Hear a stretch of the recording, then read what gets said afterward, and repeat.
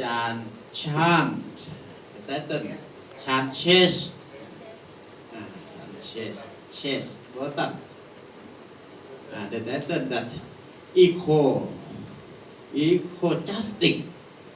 Ecojustice very interesting yeah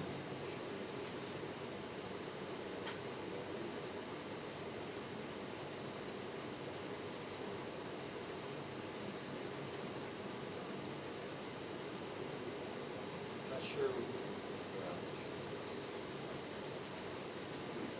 Maybe.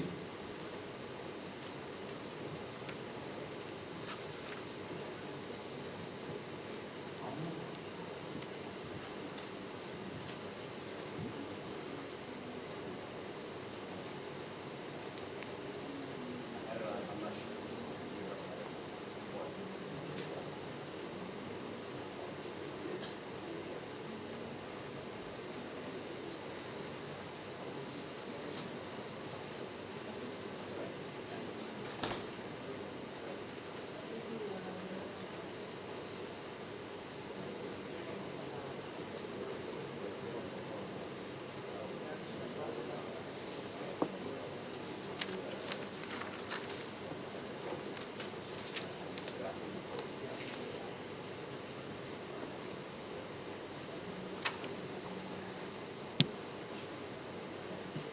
Hello everyone, my name is Chaz Burton, and I am not going to use the microphone if that's okay. Can everybody hear me? Is that okay? Yeah. I hate it. I don't like using the microphone, so I'm not going to use the microphone. I want to talk to you about eco-justice. Anybody here know eco-justice? Anybody? No? No? Sorry? Okay, here we go. So what is eco-justice? Eco-justice seeks to address the ecological, societal, and environmental imbalances through careful examination of 5 different elements. First one is anthropocentrism.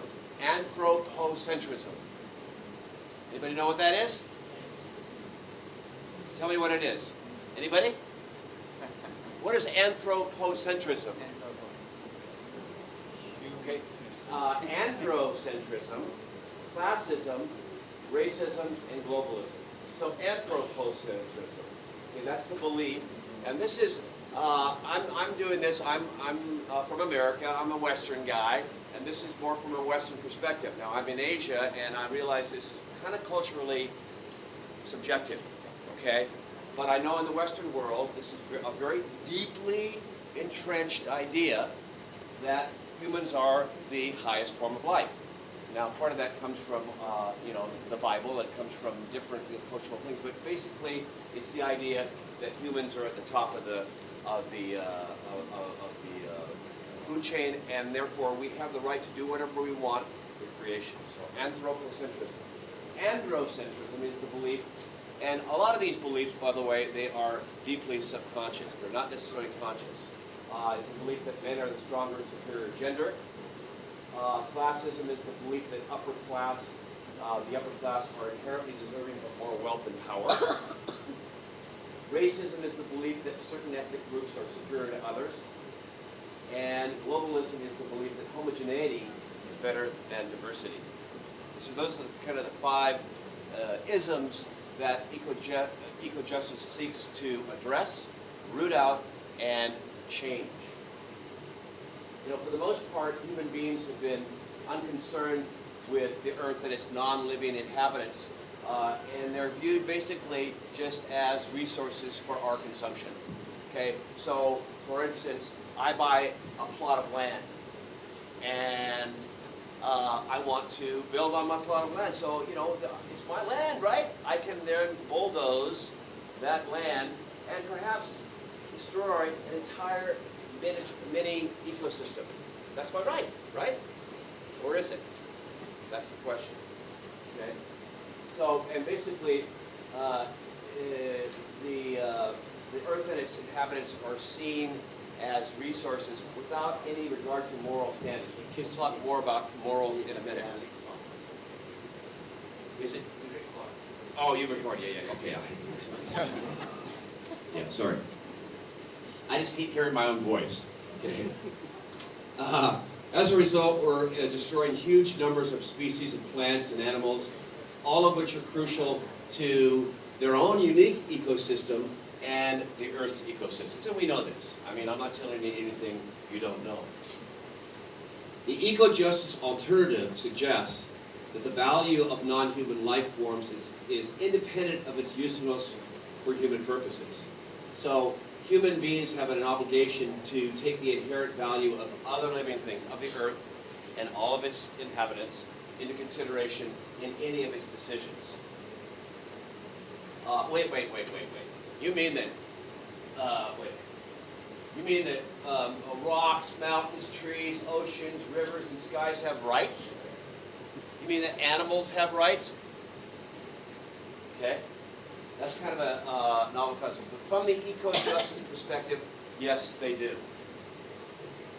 And this is something that all of our ancient ancestors realized and confirmed, that the indigenous cultures all around the world, most of them have as a core of their cosmology that humans are simply one part of creation and equal to all other forms of creation.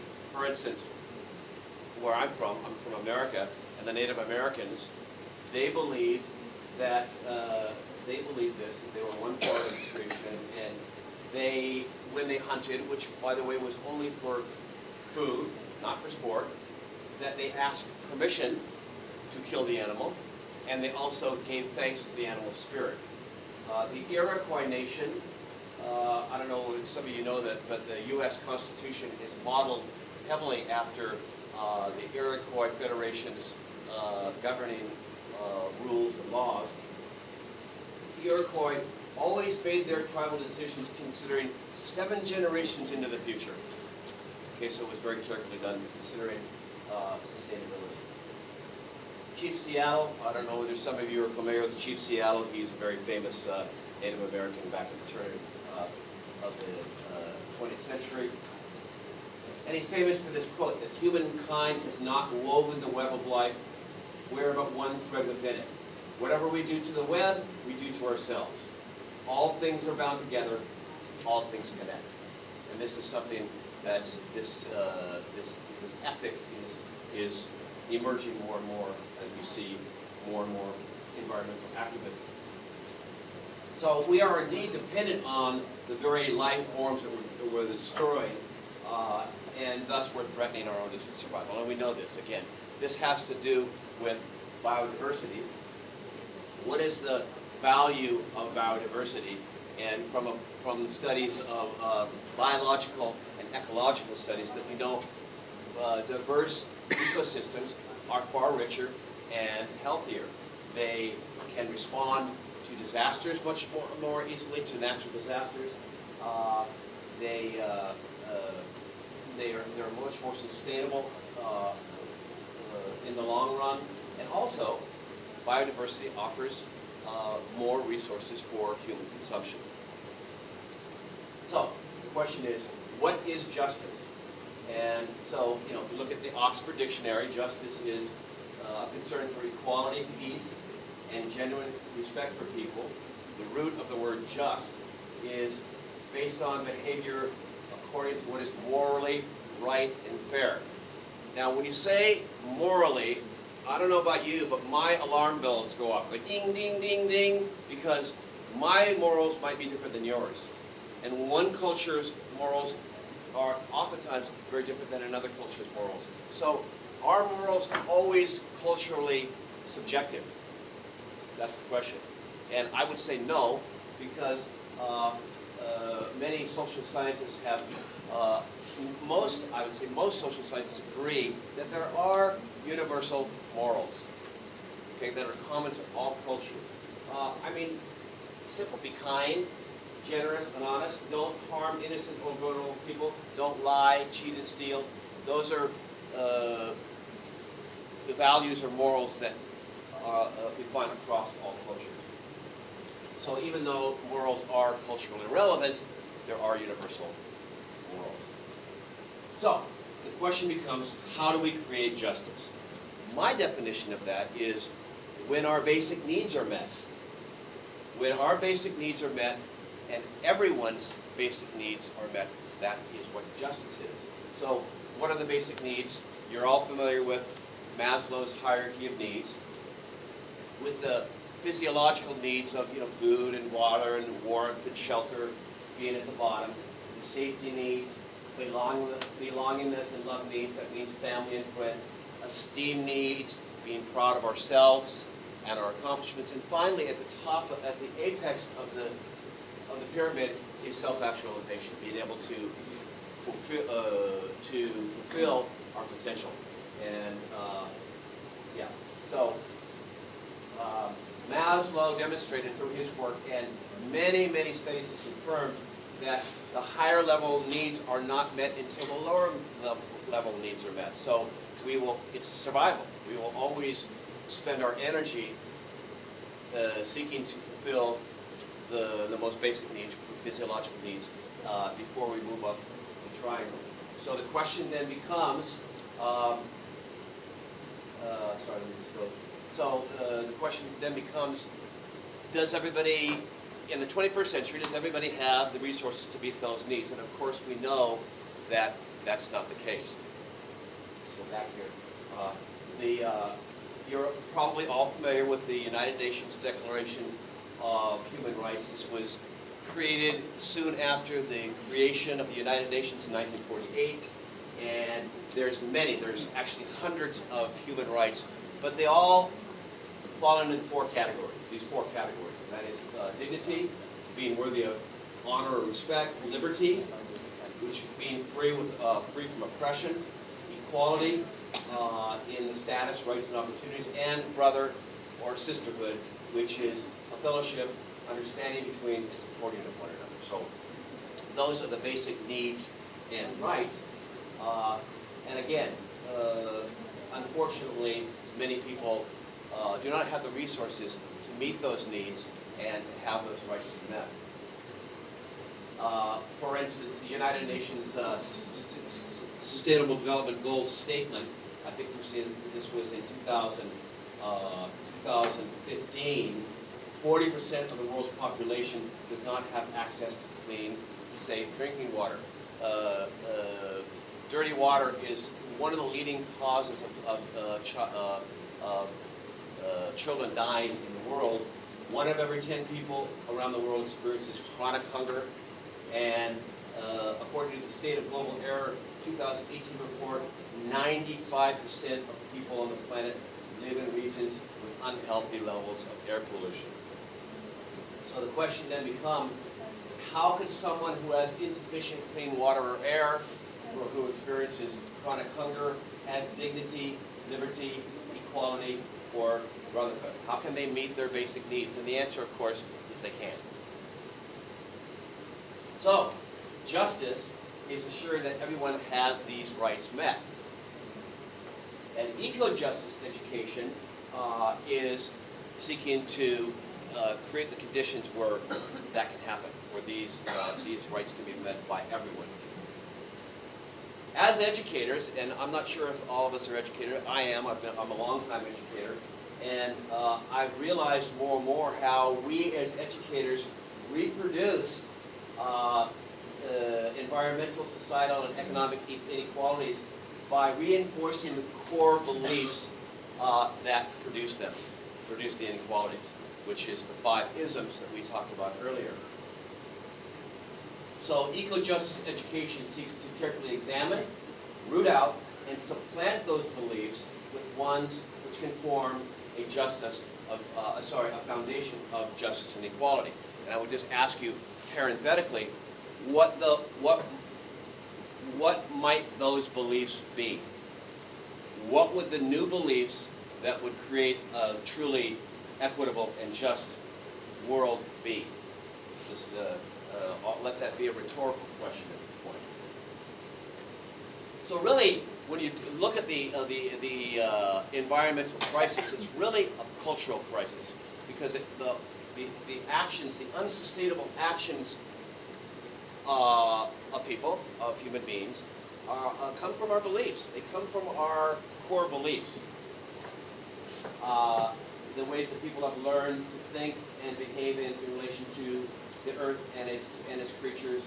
So I believe we've got to help students shift their thinking about our relationship to the natural world and each other, and to identify and revalue the critical practices of mutual support and interdependence that still exist in communities around the world, particularly among indigenous people, because there are places that operate as far as their core values and beliefs in an entirely different way than the ways that we see the modern world in its overpopulation and overconsumption behavior. So there are 6 fundamental core tenets of eco-justice education, and they are the recognition and analysis of the deep cultural assumptions underlying modern thinking that undermines local and global ecosystems essential to life. Those basically are the 5 isms that we talked about earlier. Anthropocentrism, androcentrism, classism, racism, and globalism. And those beliefs, those cultural assumptions are very rarely even questioned in educational settings. It's almost like we've agreed collectively not to go there. It's too sensitive because it might be culturally insensitive, it might be religiously insensitive. So we've agreed not to go there. We have to. We've got to go there, and we've got to address those fundamental beliefs, because action springs from belief. The second core tenet is the recognition and analysis of deeply entrenched patterns of domination that unjustly define people of color, women, the poor, and other groups of people, as well as the natural world as inferior and thus less worthy of life. And again, those are the 5 isms. Number 3 is an analysis of the hyperconsumption and commodification that have led to the exploitation of the southern hemisphere by the North for natural and human resources. The recognition and protection of diverse cultural and environmental commons, that the necessary interdependent relationship of humans with the land, the air, the water, and other species with whom we share these planet. Those commons are things we all share. This was brought to light to me. This was emphasized to me recently. If you have followed the world news and the raging fires in Brazil, and the Amazon is being burned at a very rapid rate, and many Brazilians are saying, whoa, you can't tell us what to do. This is our country. This is our Amazon. Well, is it? Does the Amazon belong to Brazil? Okay, and and we all know the function of the Amazon tree, that plays for humans. Number 5, the 5th core tenet is an emphasis on strong earth democracy. What is an earth democracy? Okay, it's the idea that decisions should be made by those who are most affected by them, and that these decisions must include consideration of the right of the natural world to regenerate and the well-being of future generations. There's a trend in America towards democratic education.